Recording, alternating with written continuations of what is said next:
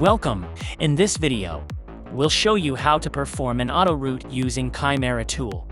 In order to complete this procedure successfully, make sure the bootloader is already unlocked. If not, perform a Samsung manual bootloader unlock using the link in the description. First, connect your phone in ADB or download mode. To enter download mode, power off the device. Then press and hold the volume up and volume down buttons simultaneously while connecting the USB cable.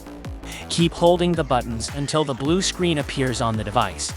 Once Chimera detects the device, go to the Software Repair tab and select Update Firmware. You can choose an online update or load firmware files manually from your PC. To do that, click Load Firmware from File, then Browse. Select the desired file and click Open. Next, click AutoRoot, then hit Start Procedure. Chimera will begin flashing your device and rooting it at the same time.